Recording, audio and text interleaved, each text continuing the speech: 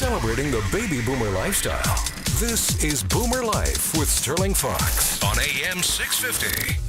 Welcome back to Boomer Life. On the program today, Stephen Benoliel of Canadian Estate Diamonds. We're talking diamonds and gold jewelry and precious metals and having way too much fun. Stephen, it's just a pleasure to have you with us. We've not done a diamond show before. We're seriously overdue. Back to the business of Canadian Estate Diamonds and all of those people who come in to sell old diamonds to you. If, for example, you're talking 50% of your business comes from people who are going through the dissolution of marriages and divorces. So if a person is coming to you and they were given that ring 15 or 20 years ago, and at that time, let me find a round number, was worth, say, $2,000, is it reasonable to expect that 15 years after I spent $2,000 on the ring, it's going to be worth at least $2,000, if not having appreciated a whole lot more? It's a good question, Sterling, and you could say the value of diamonds since the Great Depression has increased at least by the amount of inflation. In fact, I believe the average is 15% a year. Okay. So it should be after that period of time, 15, 20 years, you would realize at least what you paid. And now if you had been fortunate enough at the time to have a lot of money to spend on a diamond, and I'm talking in the $100,000 to $1 million range, you'd have made a great profit by now. I'm sure. Those are the diamonds the world is running out of. In fact, two of the best diamonds I've sold in my life in Vancouver were in the D Flawless range. And at the time I thought, why would anybody spend so much for a diamond and for a perfect diamond when a VVS, which is one grade in clarity lower, or an E color is one color lower, is just as beautiful to the eye. Mm-hmm. Well, those were very astute buyers because their diamond has tripled. And so one of them spent over $1 million, and at the time I thought, well, they have too much money in their life. But in fact, they're just clever people. Just a smart investor. That's right. I guess we have to look at, if you buy something of quality, there's a very good chance it's the best investment you make. Now, you've pointed out on a number of occasions already through this hour, Stephen, that there is, and I'm still kind of trying to wrap my head around it, but I'll take your word for it. You're the pro. There is a growing shortage of large diamonds the world over. There's no problem getting little guys, but what would a large diamond be? 1 carat or more? 2 carats or more? What does large mean?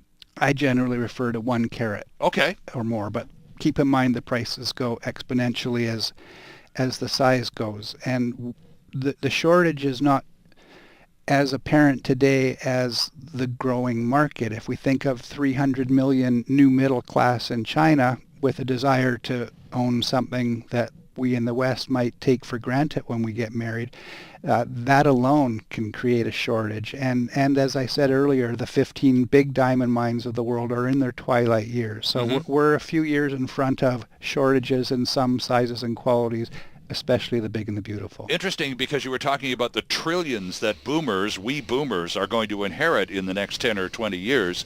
And a lot of those are large diamonds, aren't they? These are our That's grandmother's right. Diamonds, maybe her mother's diamonds. They go back multiple generations, back when they were pretty sizable baubles, weren't they? Oh, sure. And there was a time when a diamond that was off color, as they used to say, wasn't valued the way that it is today. Right. It was something that was a secondary market nobody wanted, while today they can be called a fancy color if they reach the grade, and they're worth much more than even the best of the white diamonds. So some of us are in for some pretty eye-popping surprises here, aren't we? Oh, that's right. And when you think of the best source of diamonds perhaps left on Earth as being the safety deposit boxes of North America, that's going to be a growing trend and market. Let's go back to that example. That's a fun story, too. The woman who spent $20 at a police auction and bought a box of what she thought was costume jewelry, and just sort of had you take a quick look at it just in case. Well, Right. As it turns out, one of those items was worth thousands and thousands of dollars. For any of us who like to go to flea markets and try our hand, the Antiques Roadshow mentality, are there any rules of thumb, Stephen, that you can pass along to help us maybe pick out the real ones from all of the wannabes? Sure there are, Sterling. All gold in Canada or platinum is stamped. So any ring that's stamped inside probably is gold, and that's where you're most likely going to find a diamond set. So if there's nothing inside of the band in terms of an engraving, you're most likely find a pass on it. Another way, as far as a diamond, to recognize that it is a diamond as opposed to a cubic or another simulant is a diamond's a heat sink. So by breathing on it beside a cubic, you'll quickly see it clear up. By diamond, itself? That's correct. Okay. The heat goes through them very quickly. And if you could get it out of the setting, a diamond placed table down or the top down on any kind of print, such as a newspaper, you won't be able to read through it if it's a diamond because of its refractive index. A simulant, you could read the story right through it.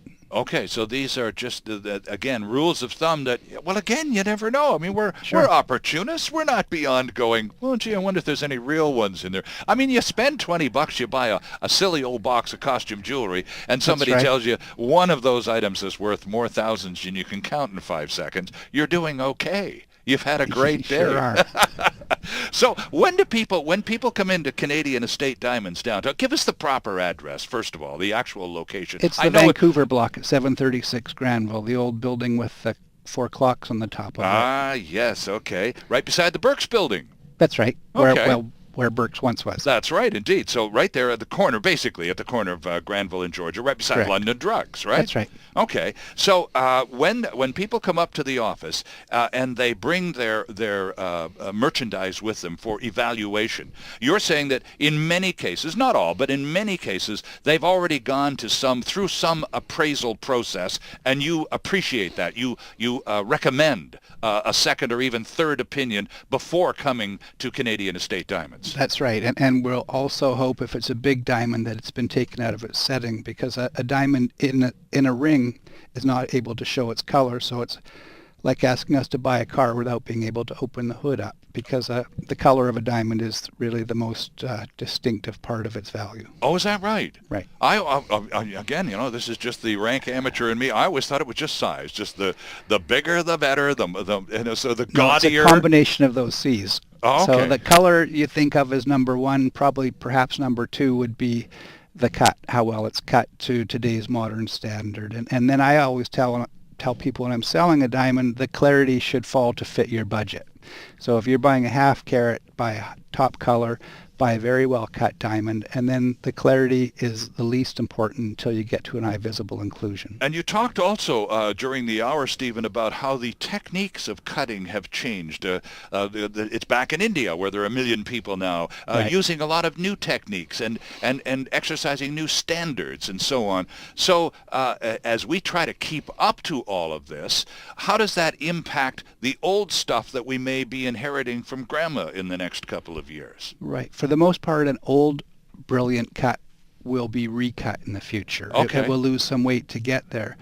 The way that a laser can cut across the grain of a diamond, as diamond has grain like wood, is it's causing a revolution in the cutting of diamond. You'll see going forward in this century more diamond cuts than in the course of history. Interesting. And it's a good thing. It's something that we take pride in creating new designer diamonds. And if you can think of grooves in diamonds, and you can think of how diamonds play with light and dispersion and scintillation, the laser will be able to create cuts that would cater to a taste. If you like a diamond that has more colors or dispersion, well, we can cut a diamond just for your taste. We can take a diamond and make it more sparkling. So that's a good thing for the consumer. There's going to be much more choice, and there's more design patents going through the American Patent Office than in the course of history. Interesting. So that if we inherit a diamond, say Grandma's old diamond ring, and we don't necessarily want to sell it, but it's kind of old. It's definitely in a dated setting and all the rest of it. Do people come to you with family heirlooms then, Stephen, and say, make this a 2014 real snazzy kind of diamond, cut it differently, put it in a new setting, and if there are chips or other things that result from the cutting, let's include them in the new setting and make it a whole new sparkler. They do, sir. And I would say that would be the first choice to somebody who's a little disappointed by a ring they've inherited, that the style is of the past and the diamond is not as beautiful as they might like it to be. Look, bring it into us. We can recut the diamond. You can go to a designer, have a beautiful new ring made, and we can have your diamond certified by the Gemological Institute of America, so you'll always know exactly what you've got in terms of quality. Wow.